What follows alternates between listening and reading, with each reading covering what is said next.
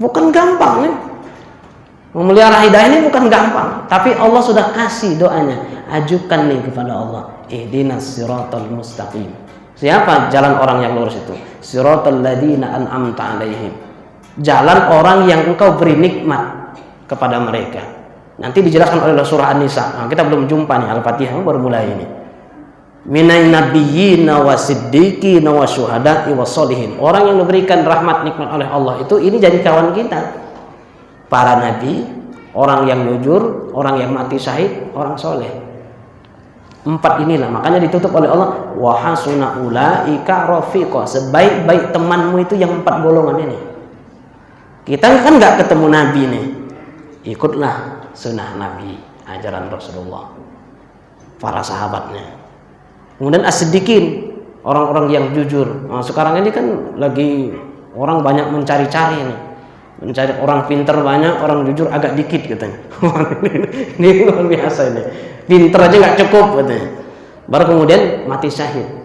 Makanya kata Rasulullah, barang siapa tidak pernah berniat sekalipun dia ingin mati syahid seumur hidupnya, maka dia akan mati di atas satu cabang dari cabang-cabang kemunafikan. Maka Rasulullah bilang kepada kita, ashabu syuhada'i ummati, ya aktsaru syuhada'i ummati ashabul furush. Kebanyakan orang yang mati syahid di kalangan umatku adalah orang yang meninggal di atas kasurnya. Karena niatnya benar. Ibu bapak sekarang diam di sini saja, niat untuk ilmu kan sudah dihitung jihad. Man kharaja fi talabil ilmi fahuwa fi sabilillah hatta yarji'a. Barang siapa keluar dari rumahnya untuk menuntut ilmu, maka dia dihitung sedang berjihad di jalan Allah sampai balik ke rumahnya. Kalau udah balik Ustaz, udah balik udahlah. Tak selesai. Jadi kalau kita mati di majelis ilmu, mati syahid. Cuman syahidnya levelnya beda daripada orang yang berjibaku dengan orang kafir, mati dibunuh terbeda. Yang kena kolera, dia ikhlas sabar, meninggal syahid. Ibu yang melahirkan, dia ketika mengandungnya ikhlas, mati syahid. Cuman syahidnya beda dengan orang yang berjuang berhadapan langsung dengan orang kafir, tapi mati syahid. Jadi ini Bapak Ibu sekalian, surah Al-Fatihah ini tadi nikmat yang paling besar itu disimpulkan oleh para ulama kita ada dalam surah Al-Fatihah, namanya nikmat hidayah. Baik, dari sekian nama yang tadi kita sebutkan tentang surah Al-Fatihah ini, kata para ulama itu menegaskan betapa agungnya surah Al-Fatihah ini. Maka disebutkan digandengkan Al-Quran yang agung itu dengan surah Al-Fatihah. Walaqad atainaka sab'an minal mathani wal Qur'anal azim. Telah kami berikan kepadamu wahai Muhammad 7 ayat yang dibaca berulang-ulang dan Quran yang agung. Nah, 7 ayat itu adalah surah Al-Fatihah. Baik ibu sekalian, sekarang kita sebentar masuk ke ayat yang pertama. Bismillahirrahmanirrahim. Di situ kata ulama kita ada yang dihilangkan oleh Allah Subhanahu wa taala. Jadi seolah-olah segala sesuatu di muka bumi ini sejak awalnya dulu sudah direncanakan oleh Allah Subhanahu wa taala, semuanya atas nama Allah. Semuanya. Allah menciptakan bumi ini pakai nama Allah.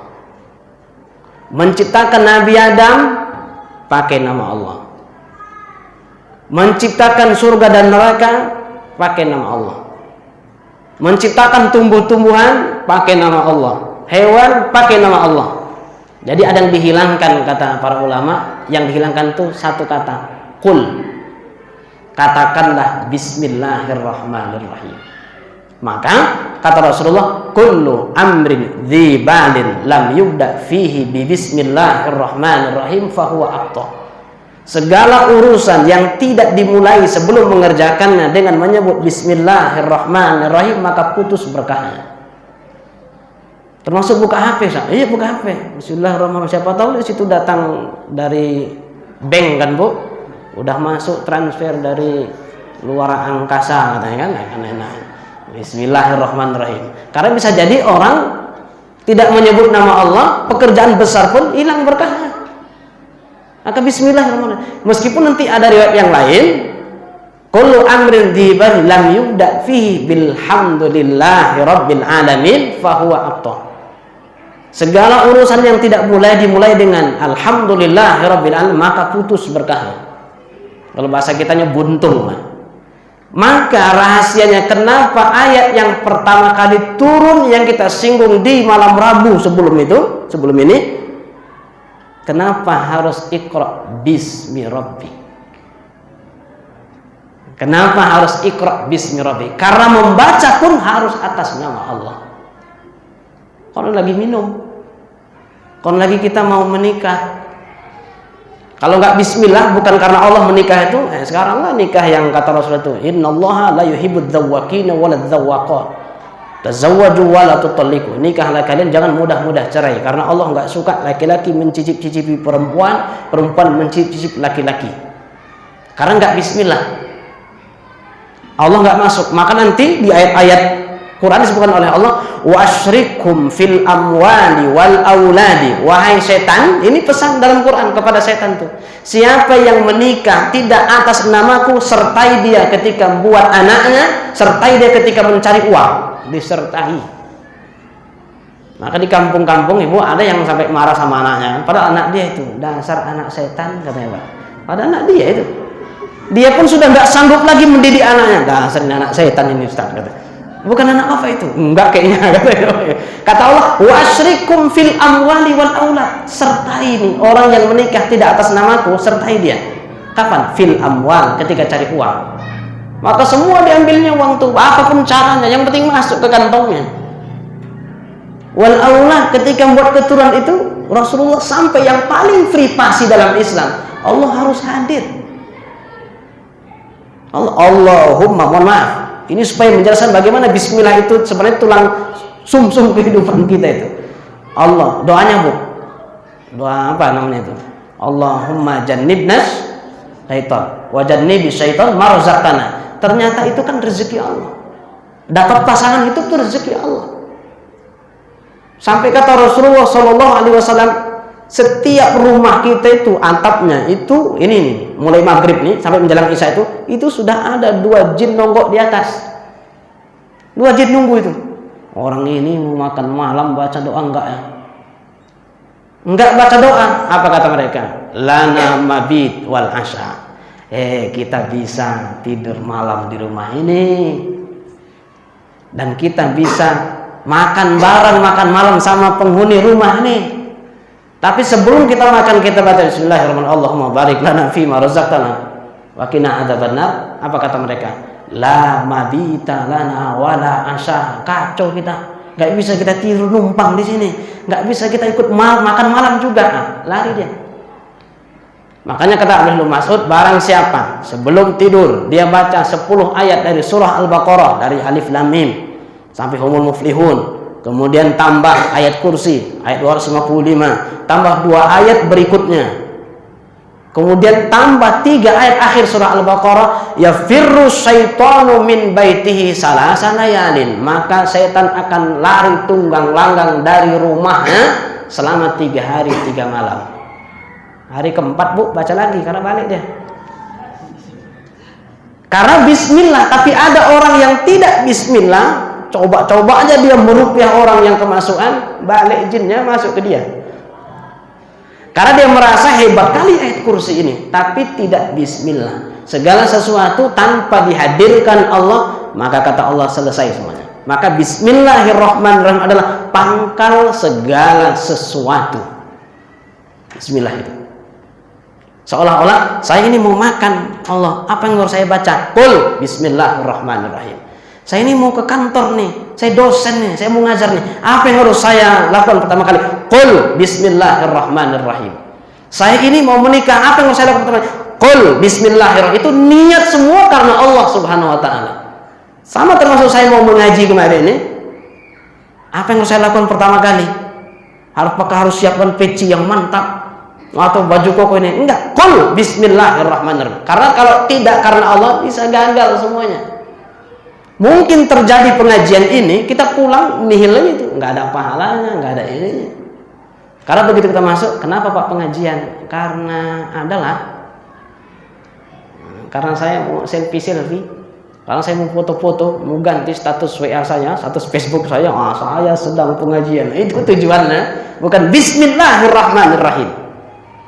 Maka Ar-Rahman Ar-Rahim ini nanti ketemu dengan hadis qudsi. Kata Allah, Inna rahmati sabaqat ghadabi. Sesungguhnya rahmatku, kasih sayangku mendahului marahku. Makanya meskipun nanti di urutan Asmaul Husna itu kita akan ketemu dengan nama Allah. Ada Jabbar, ada Mutakabbir, ada Aziz, ada Dzuntiqam. Allah itu balas dendam, Bu. Tapi balas dendam itu nanti di akhir. Ibu sekalian, kalau kita pun mengkaji Asmaul Husna yang 99 nama Allah itu, yang pertama kali apa? Ar-Rahman Ar-Rahim.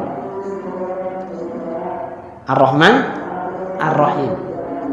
Kapan Mutakabbir? Kapan Jabbar? Nanti. Berarti kita ini hadir di sini karena rahmat Allah. Kita menikah karena rahmat Allah. Kita hidup karena rahmat Allah. Kita punya pekerjaan karena rahmat Allah. Punya tetangga yang baik, itu semuanya rahmat Allah. Maka katakanlah kita ini sebenarnya sedang dikasihani oleh Allah. Bismillahirrahmanirrahim. Nah, itu diantara rahasia kenapa yang pertama kali Allah turunkan dalam surah Al-Fatihah itu adalah Bismillahirrahmanirrahim. Khilafnya nanti ketika sholat aja, Pak. Mungkin mazhab Maliki nanti langsung Alhamdulillahirrabbilalamin. Itu khilafnya di situ saja. Tapi semua orang mengakui Bismillahirrahmanirrahim bagian dari Al-Quran. Dari Al-Fatihah ada khilaf fikihnya. Maka di Al-Quran tetap ditulis khilafnya khilaf fikih saja. Maka tetap jumlah Bismillahirrahmanirrahim meskipun dalam surah At-Taubah tidak ada, dia tetap jumlahnya tetap 114. Karena kita ketemu dalam surah An-Naml, innahu min Sulaimana wa innahu bismillahirrahmanirrahim. Ini juga penting, ngirim surat saja yang diantar oleh burung hudhud kepada Ratu Balqis itu pertama kali Nabi Sulaiman menyebutnya innahu min Sulaimana wa innahu bismillahirrahmanirrahim. Surat ini dari Sulaiman dan aku awali surat ini kepada wahai Ratu Bilqis dengan bismillahirrahmanirrahim. Ini luar biasa bismillah. Karena kita menghadirkan, kata para ulama kita itu, bi itu adalah untuk isti'anah, minta tolong kepada Allah Subhanahu wa taala. Dengan apa engkau mengangkat ini? Dengan nama Allah, bismillah. Kalau tanpa Allah bisa dibuat kaku tiba-tiba tangan kita ini. Maka orang ateis itu salah ketika mengatakan kami nggak butuh kepada Allah, kami diciptakan dengan sendirinya. Tapi ketika dia pening cari obat juga, karena dia nggak bisa menguasai dirinya kan. Kalau dia bisa menguasai dirinya tak butuh pada orang lain. Segala sesuatu kita meninggal karena Allah, bismillah. Karena kita itu digerakkan oleh Allah, dimatikan oleh Allah, dihidupkan oleh Allah. Maka segala sesuatu yang ingin kita lakukan semestinya adalah qul bismillahirrahmanirrahim. Katakanlah dengan menyebut nama Allah aku melakukan ini. Dialah Ar-Rahman, dialah Ar-Rahim. Saking pentingnya rahmat ini nanti diulang oleh Allah Subhanahu wa taala di ayat yang ketiga, Ar-Rahman Ar-Rahim.